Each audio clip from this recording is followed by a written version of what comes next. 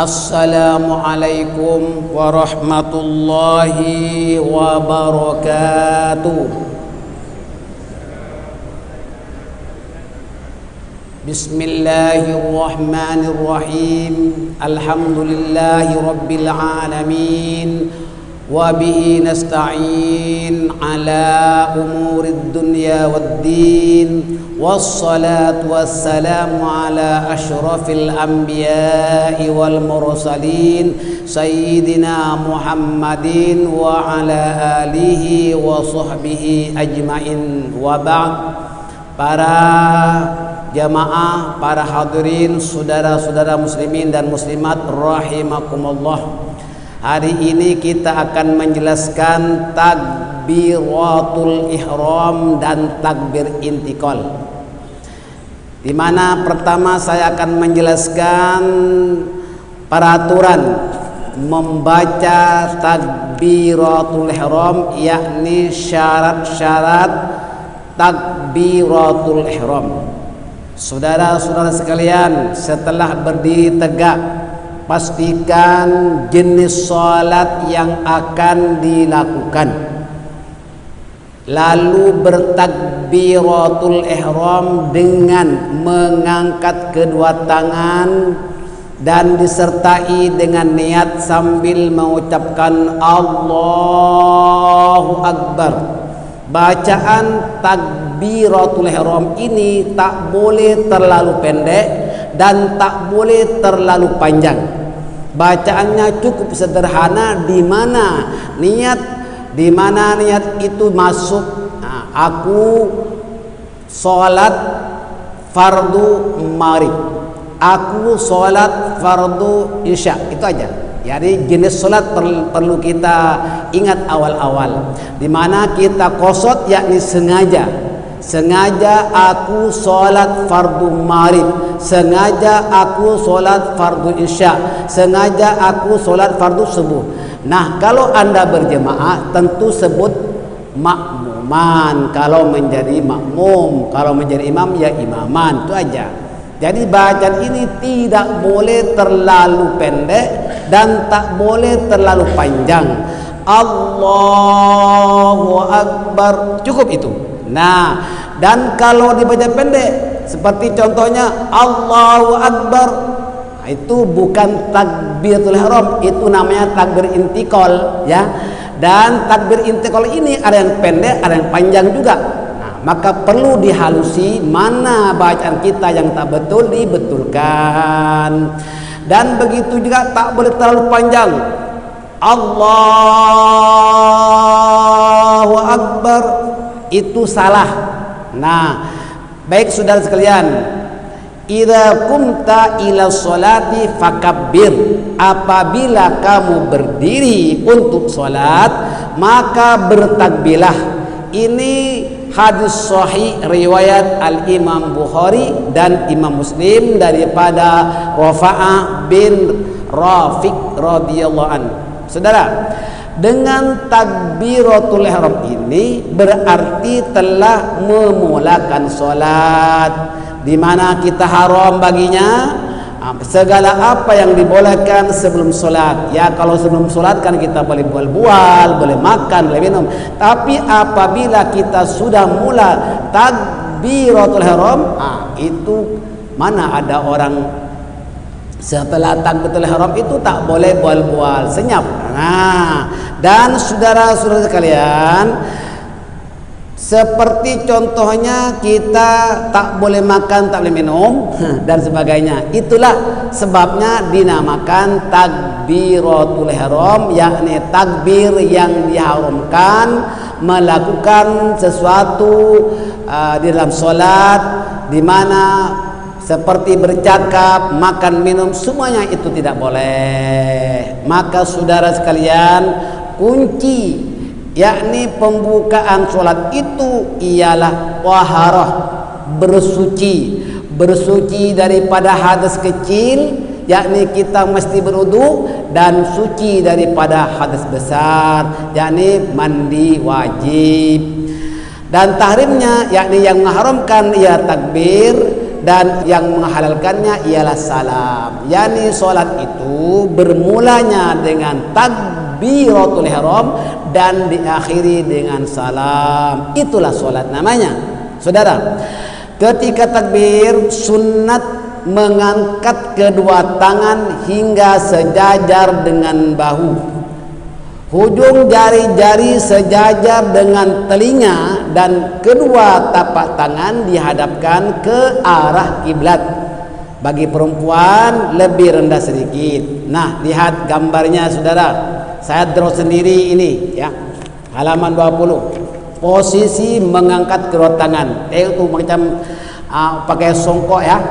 Jadi itu tujuannya supaya tahu di mana batas jari-jari yang paling tinggi dan ibu jari di mana. Tengok.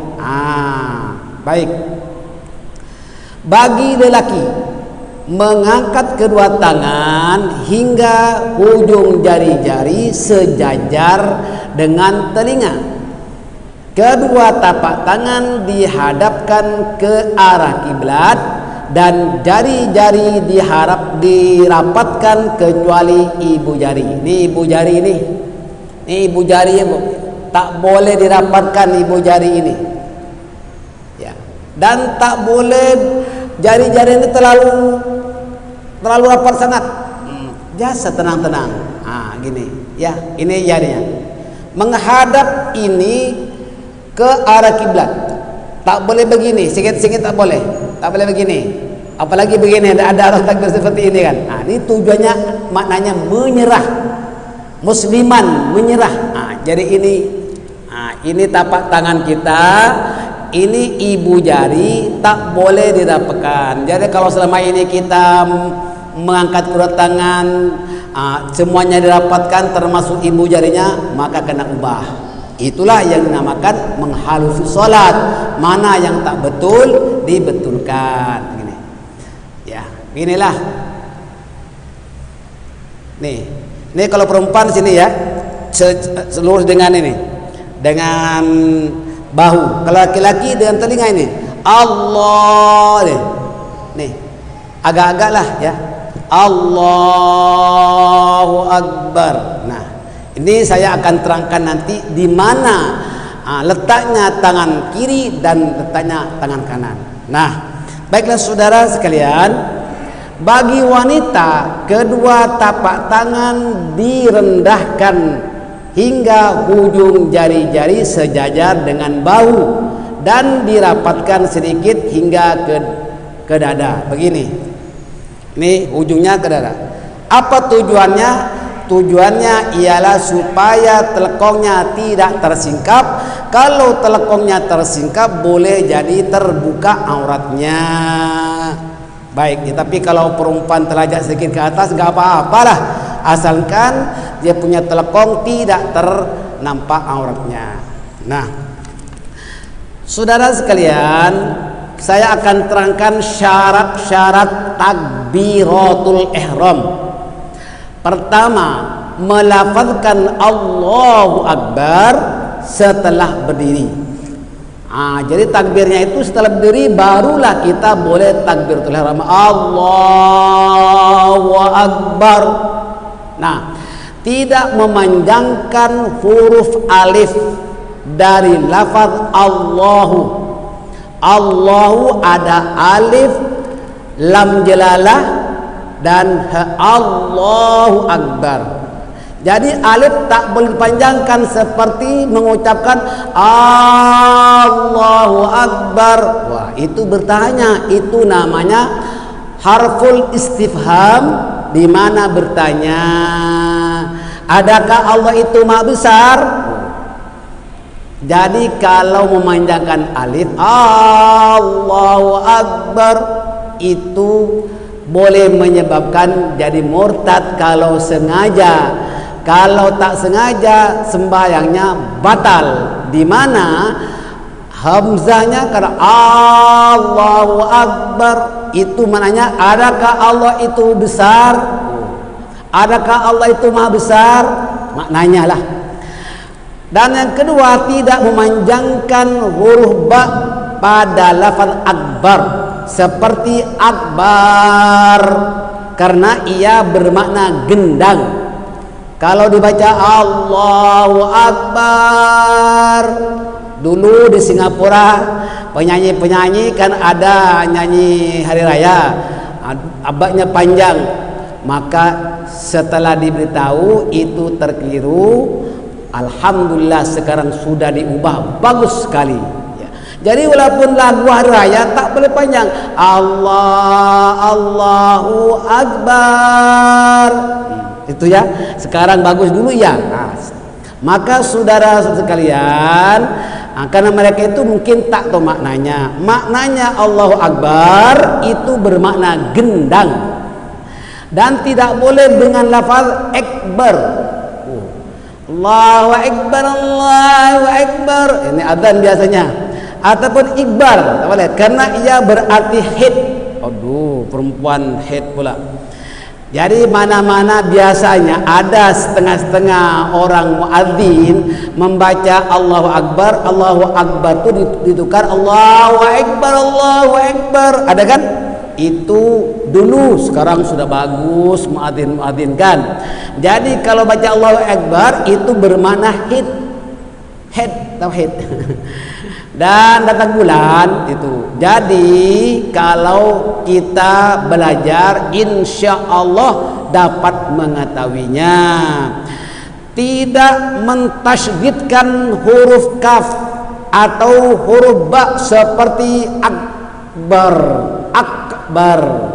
Allahu Akbar atau akbar. Akbar, Allahu Akbar, Allahu Akbar. Dan ada bacaan yang salah, Allahu Akbar.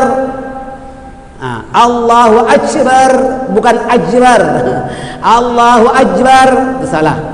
Ada dulu banyak salah, sekarang dah bagus-bagus semuanya. Jadi mana yang masih juga salah, kena betulkan.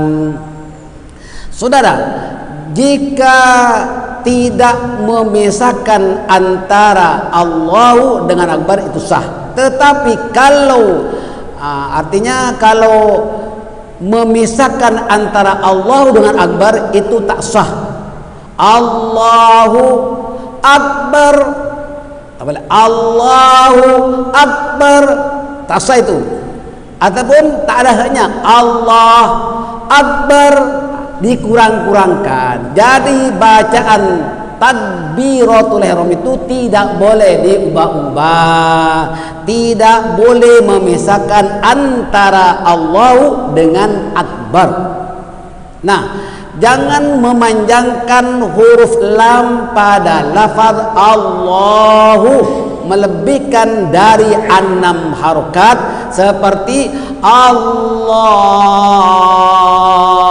Akbar, batal, solatnya batal. Allahu Akbar, ini yang saya maksudkan adalah takbiratul ihram, takbir yang pertama, bukan takbir intiqalat. Kalau takbir intiqalat memang ada yang dibaca pendek, memang ada yang diperpanjang. Nanti saya terangkan macam mana takbir intiqalat itu ya. Baik saudara, tidak memanjangkan huruf ha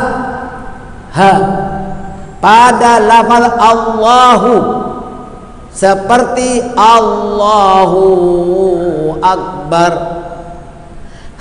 Hu dipanjangkan, lafaz hu dipanjangkan, Allahu Akbar, Allahu Akbar. Salah itu bisa tak sah. Jadi saudara-saudara sekalian, bacaan itu tidak boleh ditukar-tukar, panjang pendeknya tak boleh diubah-ubah, bisa menyebabkan lari daripada maknanya. Lafal takbiratul ihram mestilah didengar oleh telinga sendiri dan tidak sah jika dibaca dalam hati. Ibu, bapak sekalian, takbiratul ihram itu perlu didengar oleh telinga sendiri. Kalau didengar oleh orang lain sah, tapi kalau terlalu kuat mengganggu orang bisa jadi makruh. Ya kadang-kadang Allahu Akbar orang macam tak bergerak lidahnya, itu bermakna dibaca dalam hati. Kalau takbiratul ihram itu dibaca dalam hati maka tidak sah, karena takbiratul ihram itu termasuk rukun apa? Rukun qauli, rukun bacaan.